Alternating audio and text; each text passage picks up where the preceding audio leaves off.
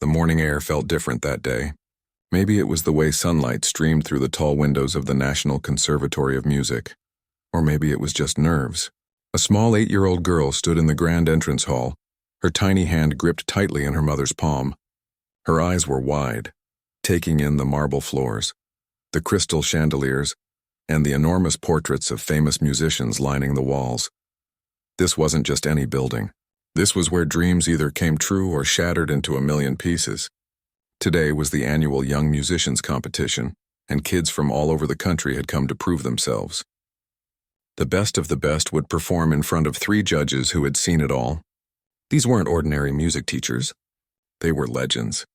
People who had performed in concert halls around the world, who had trained students that went on to become famous, who could spot talent with just a few notes. The girl wore a simple white dress that her grandmother had ironed 3 times that morning.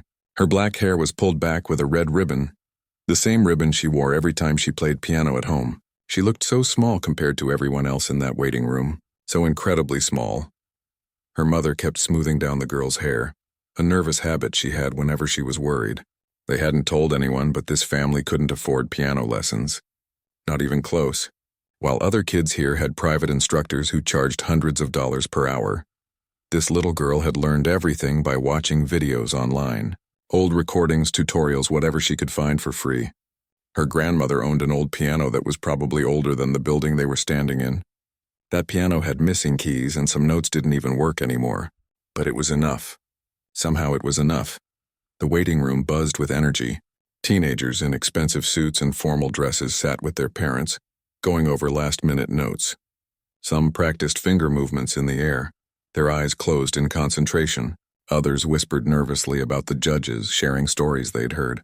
One teenage boy had just walked out from his performance looking like he'd seen a ghost. His face was pale and his hands were shaking. "How did it go?" his instructor asked, rushing toward him. The boy just shook his head slowly. They barely looked up. Professor Sterling just nodded once and wrote something down. "That's it. I don't think I made it." The instructor patted his shoulder, but you could see the disappointment in both their faces. This competition wasn't just difficult. It was brutal. Out of 100 participants, maybe 5 would get any recognition at all. And those 5 would go on to receive scholarships, opportunities, doors opening that most people could only dream about. Everyone else would go home wondering what went wrong, wondering if they'd ever be good enough. The little girl watched all of this quietly. She didn't look nervous like everyone else. She didn't practice fingering in the air or review sheet music one last time. Instead, she just sat on a chair that was way too big for her, her legs swinging back and forth because her feet couldn't touch the ground. She hummed softly to herself, a melody that no one else seemed to hear. Her mother looked at her with a mixture of love and worry. What were they even doing here? This was crazy. This was impossible. "Sweetie," her mother whispered, leaning down. "Are you sure you want to do this? We can leave right now. No one would blame you." The girl looked up at her mother with those clear, unbothered eyes and smiled. "I want to play, Mama. I really want to play." Inside the main auditorium, the 3 judges sat behind a long table that looked more like a courtroom than a music competition. Professor Margaret Sterling was the oldest, a woman in her 70s who had been teaching longer than most of the participants had been alive. She wore her silver hair in a tight bun, and her reading glasses hung on a chain around her neck. When she looked at you, it felt like she could see right through any mistakes you'd ever made. Next to her sat Maestro Viktor Petrov, a man with a thick accent and even thicker reputation. He'd performed with orchestras in Moscow, Vienna, Paris. He'd played for presidents and kings. His standards weren't just high, they were in the clouds somewhere. He'd been known to stop students mid-performance and tell them to start over if they made even the smallest error. The 3rd judge was Dr. James Wu, the youngest of the 3 at 53 years old. Don't let that fool you, though. He was perhaps the toughest critic of them all. He'd written books about music theory that college professors still used. He could hear a note played slightly flat from across a stadium. Nothing got past him. Nothing. These 3 had been judging together for 15 years. They'd seen thousands of young musicians walk through those doors. Child prodigies, talented teenagers, kids who'd been training since they could walk. After all that time, they'd become pretty good at spotting who had real talent and who was just going through the motions. but they'd also become a bit jaded. A bit bored if you want the truth. How many times can you hear the same Chopin piece played the same safe way? How many nervous kids can you watch stumble through Mozart? This morning they'd arrived early to warm up. Even judges need to practice. They'd pulled out a particularly difficult piece, something by Liszt called La Campanella. It's one of those compositions that makes even professional pianists sweat. Fast jumps between octaves, complex fingering, tempo changes that can trip you up if you blink wrong. They'd tried playing it themselves, just to calibrate their scoring for the day. All three of them had stumbled. Professor Sterling laughed at her own mistakes. Maestro Petrov shook his head and said something in Russian that probably wasn't polite. Dr. Wu just muttered that his fingers weren't what they used to be. Should we even include this one today? Professor Sterling had asked, holding up the sheet music. Dr. Wu shrugged. If someone claims they can sight read, we'll use it. Separate the real talents from the pretenders. They all agreed and went back to their judging table, ready for another long day of performances that would probably sound exactly like last year's performances. Back in the waiting room, a woman with a clipboard was checking names and ages. When she got to the little girl, she paused. 8 years old? She asked, looking confused. And you're registered for the advanced division. The girl's mother nodded nervously. Is that okay? The website said any age could register. Well, yes, technically, but... The woman looked at the girl, then back at her mother. Does she have credentials? References from an instructor? Performance history? The mother's cheeks flushed red. No, she just loves to play. The woman with the clipboard gave them a sympathetic smile, the kind of smile that said, "This isn't going to go well. But I admire your courage anyway." She wrote something down and moved on to the next family. The girl didn't seem to notice or care. She was still humming, still swinging her legs, still completely unbothered by the world of pressure and expectation around her. In her mind, she wasn't in a competition. She was just going to play piano. That's all. Just play like she did every day at home on her grandmother's old broken piano. What could be scary about that? When her name was finally called, everything seemed to slow down. Her mother squeezed her hand one last time. The girl stood up, smoothed down her white dress, and walked toward the door that led to the auditorium. Her footsteps were so light you could barely hear them. She pushed open the heavy door by herself, and it closed behind her with a soft click.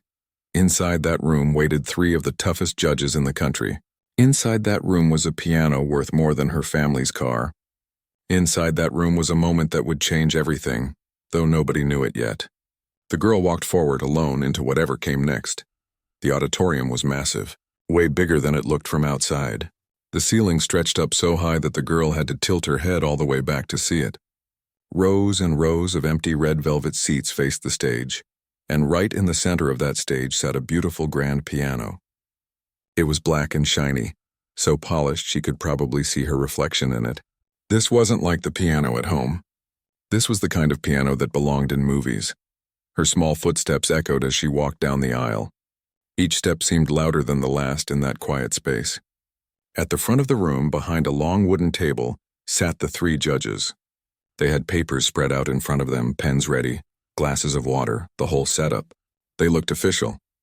They looked serious. Professor Sterling glanced up first when she heard the footsteps. She was expecting to see a teenager, maybe a young adult. Instead, she saw a tiny 8-year-old girl in a white dress walking toward them alone. The professor looked at Maestro Petrov, who looked at Dr. Wu, who looked back at his papers like he was checking if this was some kind of mistake. The girl reached the stage and climbed up the steps carefully. She walked to the piano and just stood there for a moment, looking at it with wide eyes. Then she turned to face the judges. Professor Sterling cleared her throat. She put on her reading glasses and looked at the registration form in front of her. "Miss Chen," she said, her voice echoing in the empty auditorium. It was formal, distant, the voice of someone who'd done this 1,000 times before. "You're quite young for this competition. What piece will you be performing for us today?" The girl looked up at them. Her voice was small but clear when she spoke. "I'll play whatever you want me to play." The 3 judges went still. That wasn't a normal answer. Every single kid who walked through those doors came with a prepared piece. Something they'd practiced for months, memorized perfectly, rehearsed until they could play it in their sleep. That was how competitions worked. You picked your best piece and you performed it.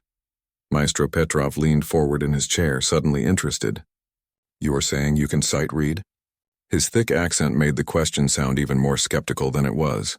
The girl nodded simply, like she'd just been asked if she could tie her shoes. Yes, sir. Dr. Wu, who'd been quiet until now, set down his pen. He looked at the girl with narrowed eyes, the look of someone who'd heard big claims before and seen them fall apart. That's a bold statement for someone so young. I just mean I can read music and play it, the girl said, not understanding why this was such a big deal. Isn't that what reading music means? Professor Sterling exchanged glances with the other judges. There was sight reading and then there was sight reading. Yes, most trained musicians could stumble through an unfamiliar piece if they had to, but to actually perform it well with feeling and accuracy on the first try, that was rare, very rare. Even professional pianists didn't usually do that in front of audiences. Dr. Wu stood up from his chair. He walked over to a cabinet against the wall and pulled out a thick folder of sheet music. These were pieces they kept for special situations. Really difficult compositions that they used to test people who claimed to have unusual abilities. He flipped through the pages, his fingers moving past Chopin, past Beethoven, past all the standard difficult pieces. He stopped at something near the back of the folder. Let's test that claim, he said, pulling out the sheet music. It was Liszt's La Campanella. The same piece all three judges had tried playing that very morning. The same piece they'd all struggled with, laughed at their own mistakes on, agreed was brutally difficult even for them. The piece had a nickname among piano students, the handbreaker. It required the right hand to make huge jumps across the keyboard while the left hand kept a steady rhythm. The tempo was unforgiving. One tiny mistake and the whole thing could fall apart. Dr. Wu carried the sheet music to the piano and placed it on the music stand. Try this one, he said, stepping back. The girl climbed onto the piano bench. Her legs dangled above the pedals. She was so small that she had to adjust the bench height, reaching down to move a little lever that raised the seat up. Even then, her feet barely reached the pedals. She looked like a kindergartner sitting at a desk made for high schoolers. Professor Sterling felt a pang of sympathy. This was cruel, wasn't it? Giving a child a piece that professional pianists struggled with. But then again, the girl had claimed she could sight read anything. If she couldn't do it, better to find out now than waste everyone's time. The girl looked at the sheet music on the stand. Her eyes moved across the notes, taking in the complex patterns, the tempo markings, the dynamics. The judges watched her carefully, waiting to see confusion or fear cross her face. Instead, she just studied it calmly, like she was reading a recipe or a simple story. 3 seconds. That's how long she looked at it. Later, all three judges would swear to this timing. 3 seconds of silence while her eyes scanned the page. Then she closed her eyes briefly, took a quiet breath, and opened them again. Her small hands lifted above the keyboard. They hovered there for just a moment, fingers curved and ready. Then they dropped onto the keys. The first notes rang out clear and bright.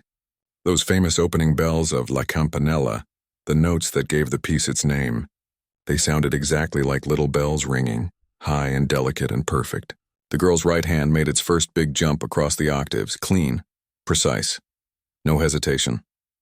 Professor Sterling's pen stopped moving. She'd been about to write something on her score sheet, but her hand just froze in midair. Her eyes went wide behind her reading glasses. Maestro Petrov's mouth fell open slightly. He leaned forward even more, his elbows on the table now, like getting closer would help him understand what he was seeing. Dr. Wu, still standing near the piano, felt his breath catch. This wasn't possible. This wasn't happening. But it was happening. The girl's fingers flew across the keyboard with impossible speed and accuracy. The chromatic runs that should have sounded muddy came out crystal clear. The trills that usually took years to perfect were flawless. And it wasn't just technically correct. She was playing with emotion, with understanding, shading each phrase like she'd performed this piece 100 times before. The judges had heard La Campanella played by adults, by teenagers with years of training, by conservatory students who'd practiced this piece for months. They'd heard good versions and bad versions and everything in between, but they'd never heard it played like this. Never with this kind of effortless perfection.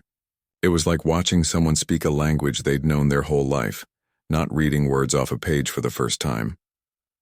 The piece moved into its more challenging middle section. This was where most pianists started to struggle, where the technical demands became almost inhuman. The girl didn't even slow down. Her small hands reached across the keyboard. finding every note exactly where it needed to be. The left hand maintained its steady bass line while the right hand danced and leaped and soared. Professor Sterling realized she wasn't breathing. She forced herself to take a breath, but she couldn't look away, couldn't blink. This was the kind of moment that happened maybe once in a career, maybe once in a lifetime, the kind of moment that made you remember why you fell in love with music in the first place. The piece built to its dramatic climax, loud and powerful, filling the entire auditorium with sound. Then it softened, moving into the gentle conclusion. The final notes were delicate, like whispers, like bells fading into the distance. The girl's hands lifted from the keys gracefully, and the last note hung in the air for a moment before fading to silence. Complete silence. Nobody moved. Nobody spoke. The three judges just sat there, stunned, like they'd witnessed something that shouldn't be possible in the real world. The girl turned around on the bench, her legs swinging again now that she wasn't playing. She looked at the judges with the same calm expression she'd had when she walked in. "Was that okay?" she asked, her voice small and innocent in that huge space. Professor Sterling opened her mouth to respond, but no words came out. She'd been teaching music for 40 years. 40 years of hearing students play, of critiquing performances, of knowing exactly what to say in every situation. Right now, she had absolutely no idea what to say. Maestro Petrov found his voice first. "Child," he said, and his accent seemed thicker than usual because his throat was tight with emotion. "How long did you look at that music before playing?" The girl thought about it for a second. "I don't know. Not very long. I looked at it and then I just knew it. Like when you read a sentence and you just know what it says." Dr. Wu finally moved. He'd been standing frozen near the piano this whole time. Now he walked closer, looking at the girl like she was a puzzle he needed to solve. His voice was careful when he spoke. "Have you played this piece before?" "Be honest," the girl shook her head. "No, sir. I've heard it on YouTube, though. It's pretty. The fast parts remind me of birds flying." The three judges looked at each other. This wasn't just talent. This was something else entirely. The silence in that auditorium was so thick you could almost touch it. Professor Sterling sat there with her pen still frozen in midair, exactly where it had stopped when the girl started playing. Maestro Petrov was leaning so far forward that he was practically halfway across the table. Dr. Wu stood near the piano, his arms crossed, his face showing an expression somewhere between shock and disbelief. The little girl just sat on the bench, swinging her legs, waiting for someone to say something. She didn't look nervous at all. She didn't understand why all three adults were staring at her like she'd just done something impossible. To her, she'd just played music. That's all. Just read the notes and played them, like you'd read words in a book and speak them out loud. Professor Sterling finally found her voice, though it came out shakier than usual. That was remarkable. The word didn't even come close to describing what they'd just witnessed, but it was all she could manage. The girl smiled, a simple, happy smile. "Thank you. Can I go back to my mom now?" "Wait," Dr. Wu said quickly, holding up his hand. He walked back to the judges' table and leaned in close to the other two, speaking in a low voice. The girl couldn't hear what they were saying, but she could see them having an intense conversation. Professor Sterling looked concerned. Maestro Petrov kept gesturing with his hands. Dr. Wu's face was serious, determined. After about a minute of whispered discussion, Dr. Wu straightened up and addressed the girl again. "We need to take a short break. Can you wait in the hallway for just a few minutes? We'll call you back in very soon." The girl nodded and hopped off the piano bench. She walked back down the aisle, her footsteps echoing again, and pushed open the heavy door.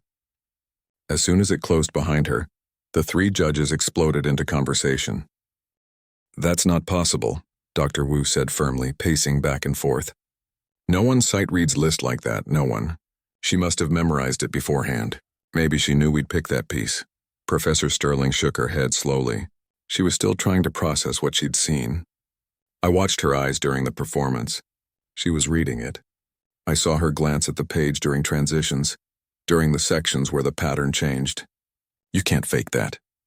40 years I teach piano," Maestro Petrov said, his accent getting thicker with emotion like it always did when he was worked up. 40 years I see students. I never see this, never, not even close." Dr. Wu stopped pacing and looked at his colleagues. "Then we test her again. Something she couldn't possibly know. Something no one could have prepared for. He walked back to the cabinet and started rifling through papers. Then he paused, seeming to change his mind. He went to his briefcase instead and pulled out a folder of his own handwritten compositions. "What are you doing?" Professor Sterling asked. "I wrote this piece 15 years ago," Dr. Wu said, holding up sheets of manuscript paper covered in his own handwriting. "I never published it, never performed it, never showed it to anyone. It's been sitting in my study at home all this time." His hands trembled slightly as he held the paper. "If she can play this, then we'll know for certain." Professor Sterling looked at the manuscript. She could see from across the table that it was complex, filled with unusual time signatures and chord progressions that didn't follow standard patterns. "James," she said softly, using his first name, "that seems like a difficult piece. Is it too much for a child?" "She just played La Campanella after looking at it for 3 seconds, Dr. Wu replied. "I think we're past worrying about what's too much." They called the girl back in. She entered the auditorium again with that same unbothered expression, like this was all perfectly normal. She climbed back onto the piano bench without being asked and looked at the judges expectantly. Dr. Wu approached the piano, holding his manuscript carefully like it was something precious. Which, in a way, it was. This piece meant something to him, though he'd never told anyone why. He placed it on the music stand, and the girl leaned forward to look at it. Her small face scrunched up slightly as she studied the notes. "This one's different," she said after a moment. "It's weird," Dr. Wu felt his jaw tighten. "Weird how?" The girl pointed at the staff without touching the paper, like she was taught to be careful with sheet music. "It doesn't follow the rules like other music I've seen. The notes don't talk to each other the way they usually do. They kind of argue." Dr. Wu's expression changed. Something flickered across his face, surprise mixed with something else, something deeper. "What do you mean they argue?" "Like when my parents have discussions about money," the girl explained simply. "They're talking about the same thing but from different sides. This music feels like that. Two ideas that don't quite agree." She tilted her head. "But I can still hear it. I can hear what you meant when you wrote it." Professor Sterling noticed Dr. Wu's hands gripped the edge of the piano slightly. His knuckles went white. The girl studied the piece for about 5 seconds, a bit longer than last time. "This one's shorter, though, so that's good. And it's interesting because it doesn't try to be pretty. It just tries to be honest." She looked up at Dr. Wu. "You were sad when you wrote this, weren't you?" The color drained from Dr. Wu's face. He took a step back from the piano, his mouth opening slightly but no words coming out. Professor Sterling and Maestro Petrov exchanged confused glances. They didn't understand what was happening, but they could tell something significant was taking place. The girl didn't wait for an answer. She turned back to the music, positioned her hands over the keys, and began to play. This piece was nothing like Liszt. It was slower, more contemplative, but somehow more difficult in its own way. The time signature kept changing, making it hard to find the rhythm. The harmonies were deliberately dissonant, clashing in ways that created tension. It was the kind of music that was meant to make you feel uncomfortable, to make you think rather than simply enjoy. The girl played it perfectly. Every awkward chord progression, every unusual timing, every intentional discord. But more than that, she played it with understanding. She captured something in the music that even Dr. Wu hadn't fully realized was there when he wrote it. A kind of quiet grief, a searching for something lost, a question without an answer. When she finished, she turned around on the bench again. "Were you thinking about someone?" she asked Dr. Wu directly, her voice gentle and curious. "Someone who went away?" Dr. Wu's hand came up to cover his mouth. His eyes were suddenly wet. He'd written that piece the week after his father's funeral, locked in his study at 2 in the morning when he couldn't sleep. The grief had poured out of him and onto the page in those strange, discordant notes. He'd never performed it because it was too personal, too raw. He'd never told anyone what it was about or when he'd written it.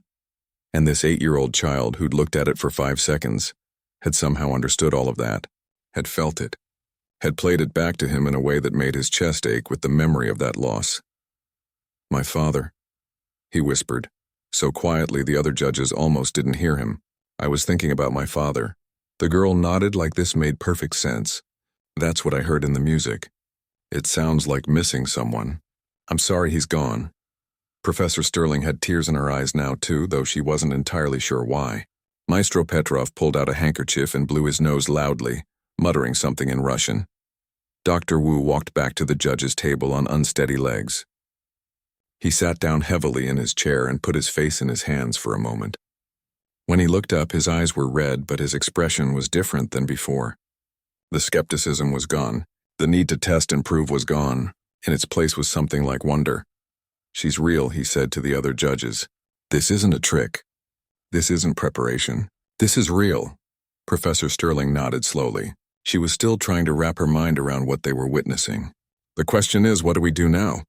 "We help her," Maestro Petrov said firmly. "We don't let this gift disappear because family has no money for lessons. This is once in lifetime, maybe once in many lifetimes." The three judges looked at each other, and in that moment they reached an unspoken agreement. This wasn't just about judging a competition anymore. This was about responsibility. About making sure something extraordinary didn't slip through the cracks because of circumstances beyond anyone's control. Dr. Wu stood up again, composed himself, and walked back toward the piano. The girl was humming now, that same private melody she'd been humming in the waiting room. She stopped when he approached. "Miss Chen," he said, his voice gentle now instead of skeptical. "I need to ask you something important. How do you do this? How do you look at music and just know how to play it?" The girl thought about this question seriously, her face scrunched up in concentration. "I don't really know how to explain it," she said finally. "When I look at the notes, I don't see dots on lines. I hear the sound they're supposed to make. Like when you look at a picture of a dog, you don't just see the shapes and colors. You see a dog. You know what it is. That's what music looks like to me. I just see what it is." It was the simplest explanation in the world and somehow the most profound. She didn't experience music the way other people did. For her, reading music and hearing music were the same thing. There was no translation needed, no process of decoding. It just was. The girl was finally allowed to leave the auditorium and return to the waiting room. She pushed open the heavy door and saw her mother immediately stand up from her chair, worry written all over her face. The waiting room had emptied out quite a bit. Most of the other participants had already performed and left, either celebrating or trying to hide their disappointment. "How did it go?" her mother asked, kneeling down to her daughter's level and smoothing her hair back. The girl shrugged. "It was fun. They gave me some music to play and I played it. One of the judges was really nice. He seemed sad about something, but then he felt a little better."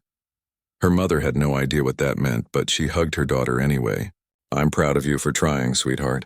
No matter what happens." What the mother didn't know was that back in that auditorium, the three judges were making phone calls. Important phone calls. Urgent phone calls. This wasn't standard procedure. Usually judges evaluated all the performers, took a day or two to deliberate, and then announced results. But this situation was different. This couldn't wait. Professor Sterling had her cell phone pressed to her ear, speaking rapidly to the director of a prestigious music academy across the country.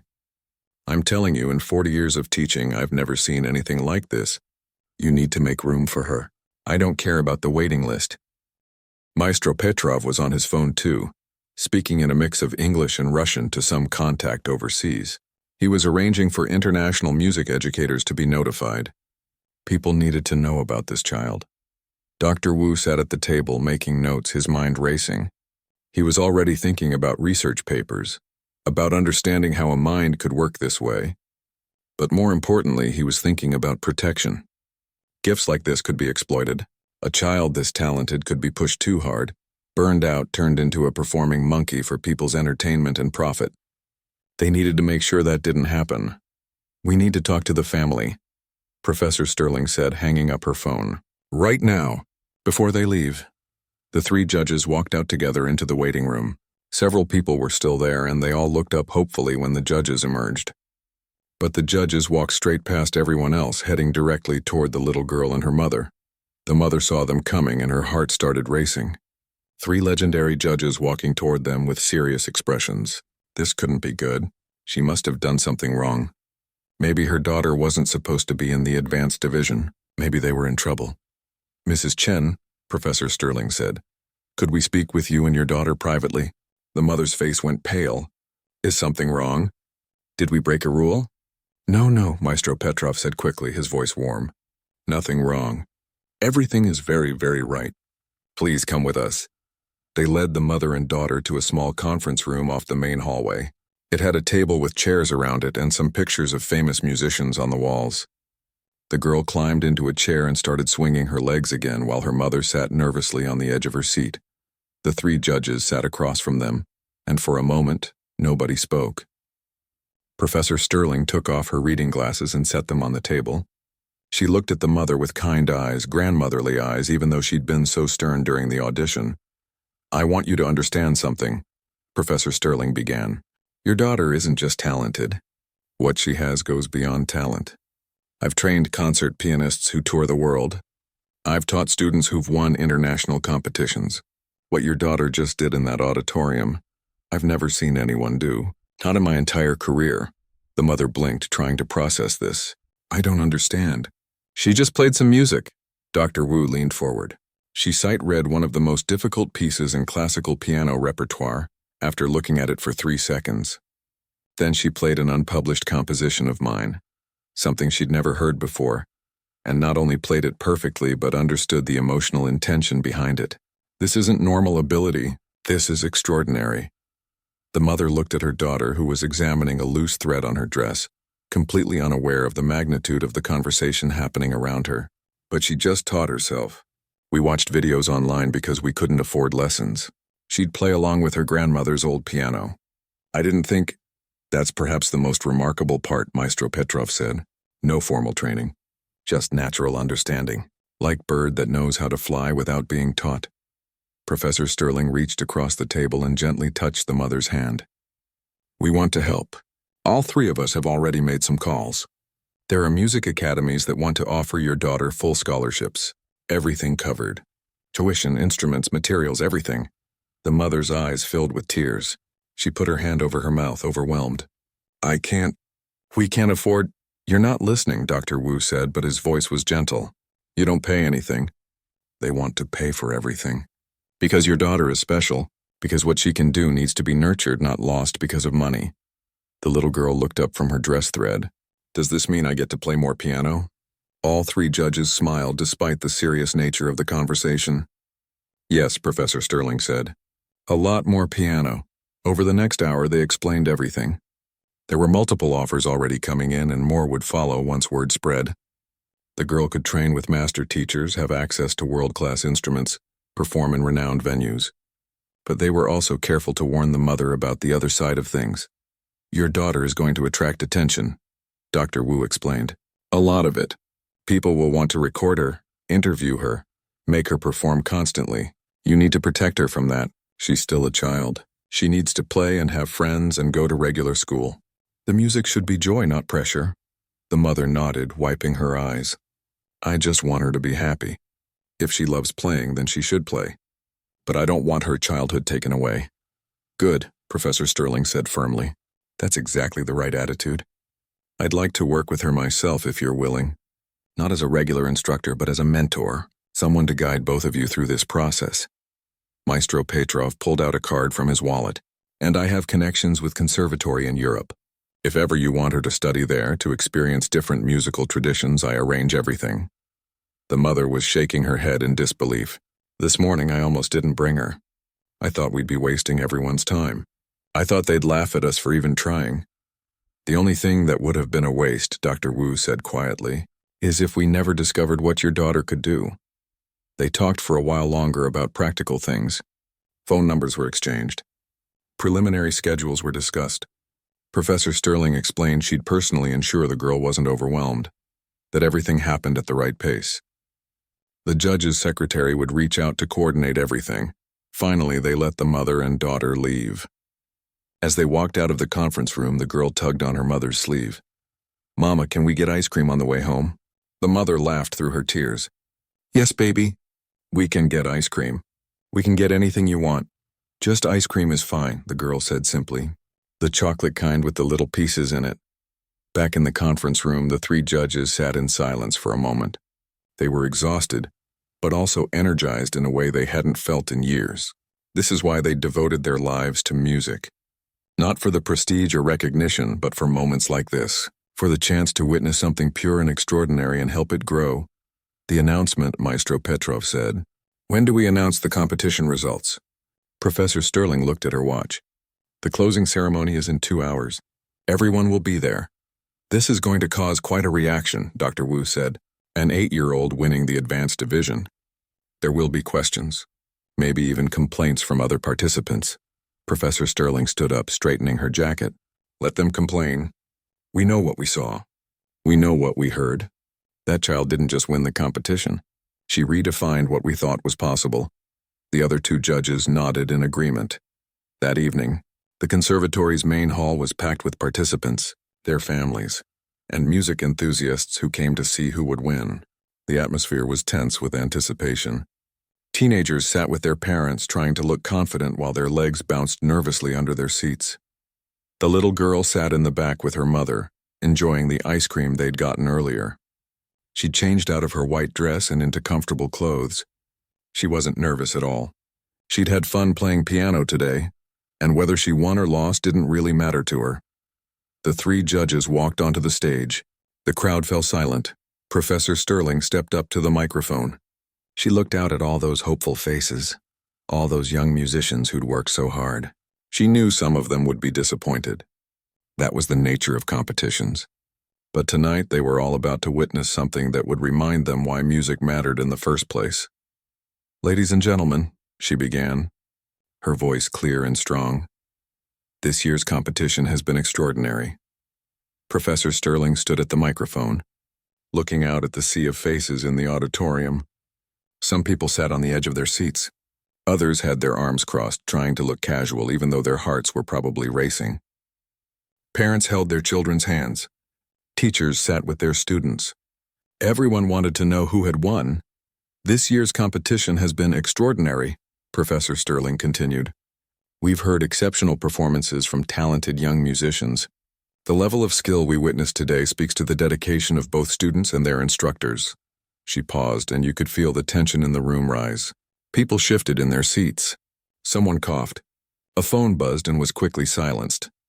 However, she went on, every few decades something happens in the world of music that reminds us why we do what we do. Something that makes us remember that music isn't just about technique or practice hours or perfect execution. It's about connection.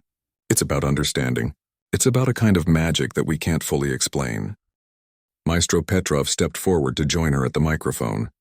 Today we witnessed such moment, he said, his accent thick with emotion. We saw something that, in our combined 100 years of teaching and judging, we have never seen before. Murmurs rippled through the crowd. People looked at each other confused. What were the judges talking about? This was supposed to be a simple awards announcement. Dr. Wu moved to the microphone next. The winner of this year's Young Musicians competition is 8 years old. She has never had a formal piano lesson in her life. She learned by watching free videos online and playing on her grandmother's old piano that doesn't even have all its keys working. The murmurs got louder. 8 years old? No formal training? Some people in the audience looked skeptical. Others looked around, trying to figure out who this could possibly be. She performed Liszt's La Campanella as a sight-reading exercise, Professor Sterling said, her voice strong and clear. A piece that professional pianists struggle with. A piece that we ourselves could barely get through this morning when we tried it. She looked at it for 3 seconds and played it flawlessly. The crowd went completely silent now. You could have heard a pin drop. 3 seconds? That wasn't possible. People started looking around more frantically, trying to see who the judges were talking about. In the back of the auditorium, the little girl had finished her ice cream. She was leaning against her mother, getting sleepy. Her mother had gone very still, realizing what was happening. Her hand came up to cover her mouth. The winner of this year's competition, Maestro Petrov announced, is Miss Chen, age 8. The auditorium erupted. Some people started clapping immediately, caught up in the moment. Others sat in stunned silence. A few teenagers looked upset, their faces showing disappointment and confusion. How could an 8-year-old beat them when they'd been training for years? The little girl looked up at her mother, confused by all the noise. "Mama, why is everyone clapping?" Her mother had tears streaming down her face. "Baby, you won. You won the whole thing." "Oh," the girl said, not quite understanding what that meant. "That's nice." Professor Sterling held up her hand, asking for quiet. The crowd settled down, though the buzz of whispered conversations continued. "We know this is unusual," she said. "We know some of you might have questions or even concerns. So we want to invite the winner to come up here. We want you all to see what we saw." The mother stood up on shaky legs, holding her daughter's hand. They made their way down the aisle toward the stage. People turned to watch them walk past. Some stared openly at the tiny girl in her casual clothes, trying to reconcile what they just heard with what they were seeing. This little kid beat everyone? When they reached the stage, Professor Sterling helped the girl climb up the steps. The mother stayed below, her hands clasped together, looking like she might pass out from the overwhelming nature of it all. "Would you mind playing something for everyone?" Professor Sterling asked the girl gently. "Just so they can see what you can do?" The girl looked out at all the people staring at her. There had to be at least 300 people in that auditorium. For the first time that day, she looked a little nervous. "There are a lot of people," she said quietly. "I know," Professor Sterling said, kneeling down to her level. "But they just want to hear you play. The same way you played for us this morning." "Nothing different," the girl nodded slowly. She walked to the grand piano on the stage, the same one that had been used for all the performances that day. She climbed onto the bench and adjusted the height, her small hands finding the lever she'd used that morning. Dr. Wu stepped to the microphone. "We're not going to give her any music to read," he told the audience. "We're going to let her choose what she wants to play, whatever feels right to her in this moment." The girl sat at the piano, her hands resting lightly on the keys. She closed her eyes for a moment, and the auditorium fell silent again. Everyone waited. What would she play? Would she really be as good as the judges claimed? When her hands began to move, the first notes that came out were soft and gentle. She was playing something simple, a melody that sounded almost like a lullaby. It wasn't Liszt or Chopin or any of the complicated pieces people expected. It was something much more basic, maybe even something she'd made up on the spot. But the way she played it made people's hearts ache. There was so much feeling in those simple notes, so much beauty in the spaces between them. She played like she was telling a story without words, and somehow everyone in that room could understand it. Then gradually, the piece began to change. The melody stayed the same, but she started adding complexity. Harmonies layered underneath. The tempo picked up. Her right hand started dancing across the higher keys while her left hand maintained that steady, simple melody. It was like watching a flower bloom in fast motion, something basic transforming into something extraordinary right before their eyes. She played for maybe 3 minutes, though it felt both longer and shorter than that. Time seemed to work differently when she played. When she finished, her hands lifted from the keys slowly, and she opened her eyes like she was waking up from a dream. The applause started immediately, and it was thunderous. People stood up from their seats, giving her a standing ovation. Even the teenagers who'd been disappointed before were clapping now, their faces showing amazement instead of resentment. Because they'd seen it now, they'd heard it, and there was no denying it. The girl stood up from the piano bench and gave a small, awkward bow, the kind of bow that little kids give when they don't really know what else to do. Then she climbed down from the stage and ran to her mother, who scooped her up in a huge hug. In the days and weeks that followed, word spread quickly about what had happened at the competition. News outlets picked up the story. Videos that people had recorded on their phones started circulating online. The girl's performance went viral, as people say nowadays. Millions of people watched her play, commented on it, shared it with friends. Job offers came flooding in. Concert halls wanted her to perform. Television shows wanted to interview her. Record companies wanted to sign her. But the mother, with guidance from Professor Sterling and the other judges, turned down most of it. They accepted some opportunities, the right ones, but they were very careful. The girl was still enrolled in regular school. She still had playdates with friends. She still went to the park and played on swings and ate ice cream. Professor Sterling kept her promise and became the girl's mentor. They met twice a week, but these weren't traditional lessons. They were more like conversations about music, explorations of different composers and styles. Professor Sterling quickly realized that she wasn't really teaching the girl how to play. Instead, she was teaching her about the world of music, about its history and culture, about how to navigate the complicated business side of being a performer. The girl's gift never faded. If anything, it seemed to grow as she got older. But she never became arrogant about it. She never acted like she was better than anyone else. To her, music was just something she could do, Like some people could draw really well or run really fast. It was part of who she was, but it wasn't all of who she was. Years later, when journalists would ask Professor Sterling about that day at the competition, about the moment she first heard the girl play, her answer was always the same. "I've taught hundreds of students," she would say. "I've seen talented people become great musicians through hard work and dedication. But what I saw that day wasn't just about talent or hard work. It was about purity of connection with music. That child didn't play the piano to impress anyone. She played because the music needed to exist in the world, and she was the one who could bring it to life." She reminded all of us, everyone in that auditorium, why we fell in love with music in the first place. Not because it's impressive or prestigious or difficult, but because it speaks to something deep inside us that words can't reach. The girl grew up as all children do. She performed in concert halls around the world. She collaborated with orchestras and other musicians. She won awards and recognition. But if you asked her about her favorite musical memory, she wouldn't talk about performing at Carnegie Hall or playing for presidents or any of the big impressive things. She'd talk about that old piano at her grandmother's house, the one with the broken keys. She'd talk about the first time she figured out how to make the sounds match what she heard in her head. She'd talk about her mother, who believed in her enough to take her to that competition even though they had no formal training or credentials.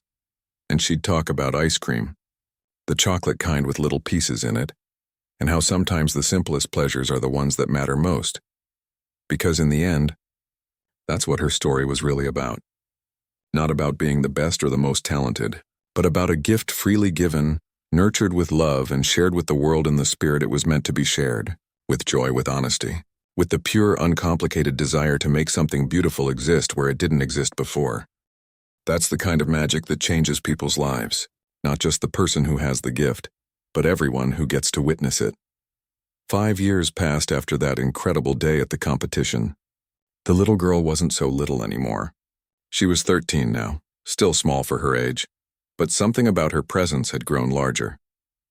She carried herself differently, not with arrogance or self-importance, but with a quiet confidence that came from knowing who she was and what she could do. She sat in her bedroom, which had changed quite a bit over the years.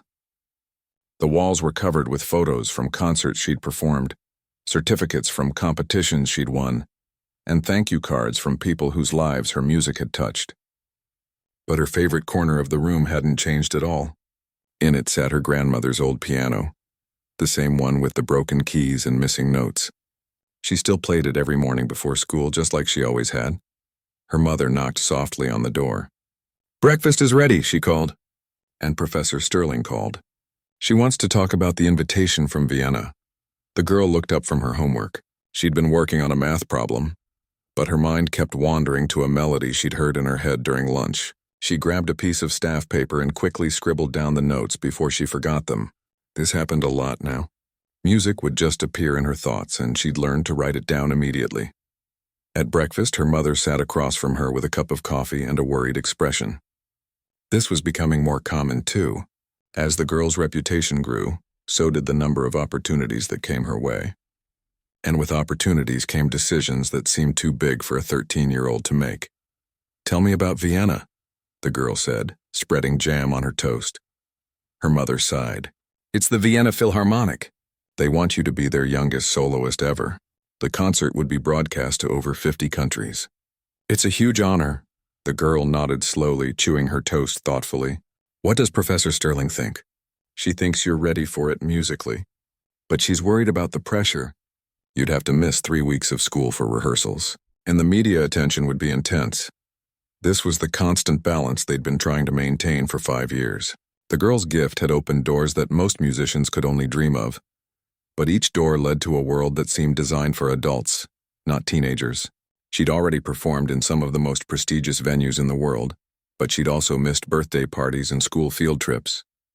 She'd met presidents and prime ministers, but sometimes she just wanted to hang out with friends and complain about homework like a normal kid. "Can I think about it?" the girl asked. Her mother smiled. "Of course. We don't have to decide anything today." After breakfast, the girl walked to school like she did every morning. She attended a regular public school, something Professor Sterling had insisted on from the beginning. Genius or not, the professor had said, she needs to be around kids her own age. She needs to have normal experiences. At school, most of her classmates treated her normally now. There had been a period when she was younger, when everyone made a big deal about her talent, asking her to play piano at every school event, treating her like some kind of celebrity. But kids get used to things quickly, and now she was just another student in their eyes. She liked it that way. During lunch, she sat with her best friend, a girl named Alex, who played saxophone in the school band. Alex was one of the few people who could talk to her about music without making it weird or competitive. "So I heard Ms. Rodriguez talking about you in the teacher's lounge," Alex said, biting into her sandwich. "Something about Vienna?" The girl groaned. "News travels fast around here. Are you going to do it?" "I don't know. Part of me wants to. The Vienna Philharmonic is incredible, but part of me just wants to stay here and be normal for a while." Alex nodded thoughtfully. "You know what I think? I think you should do whatever makes you excited about music. Not what other people think you should do. Not what looks good on a resume. What makes you feel the same way you felt when you first started playing." It was simple advice, but it hit the girl right in the chest. She thought about that first competition. About sitting on the piano bench with her legs swinging. Not caring about anything except the joy of making music exist in the world. When had it become so complicated? That afternoon, she had her weekly session with Professor Sterling. They met in the same small studio at the conservatory, where they'd been meeting for 5 years. Professor Sterling was in her late 70s now, but her mind was as sharp as ever, and her love for music burned just as bright. "You look troubled," Professor Sterling said as the girl sat down at the piano. "Everyone wants me to make big decisions," the girl said. "Vienna, recording contracts, touring schedules. Sometimes I feel like I'm not playing music anymore. I'm just managing a career." Professor Sterling was quiet for a moment. She'd been watching this struggle for a while now, the inevitable tension between gift and industry, between art and business. She'd seen it destroy talented young musicians before, and she was determined not to let it happen to her most extraordinary student. "Play something," Professor Sterling said simply. "What should I play?" "Whatever you want. Whatever you need to hear right now." The girl thought for a moment, then began to play. It wasn't anything famous or complicated. It was the melody she'd written down that morning, the one that had come to her during lunch. She played it slowly at first, letting it develop naturally. Then she started adding layers, harmonies, variations. The music grew and changed and evolved under her fingers, becoming something bigger and more complex while somehow staying true to that simple melody she'd started with. As she played, she felt something shift inside her. The worry and pressure and complicated decisions seemed to fade away. This was why she played. Not for audiences or awards or career opportunities, but for this feeling, this connection between her heart and her hands and the music that lived somewhere between them. When she finished, Professor Sterling was smiling. "Now that," she said, "is why you were given this gift. Not to impress people or make money or even to have a successful career, but to create beauty that wouldn't exist without you." The girl nodded. She understood now what Alex had been trying to tell her at lunch. The question wasn't whether she should accept the Vienna opportunity or any other opportunity. The question was whether each choice would help her keep growing as a musician and as a person, or whether it would pull her away from the core of what music meant to her. "I want to ask you something," Professor Sterling continued. "If you could do anything with your music, anything at all, what would it be?" The girl thought carefully. "I'd want to teach kids who can't afford lessons. Kids like I was.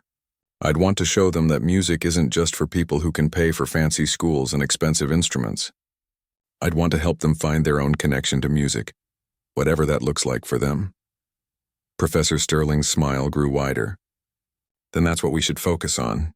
Not just your performing career, but how you can use your platform to make music accessible to others." Over the next few weeks, they started working on exactly that. The girl decided to accept the Vienna opportunity, but with conditions. She would donate her performance fee to a music education fund. She would use the media attention to talk about the importance of arts education in public schools. She would make sure the conversation wasn't just about her talent, but about how many talented kids never get discovered because they don't have access to opportunities. The Vienna concert was everything Professor Sterling had predicted. The audience gave her a 10-minute standing ovation. Critics called it one of the most emotionally powerful performances they'd ever witnessed. The broadcast reached millions of people around the world, but what the girl remembered most wasn't the applause or the reviews. It was a conversation she had with a young violinist in the orchestra during rehearsal break. The violinist was only a few years older than her, and she'd grown up in a small town where the school music program had been cut due to budget constraints. She'd taught herself to play by watching videos online, just like the girl had with piano.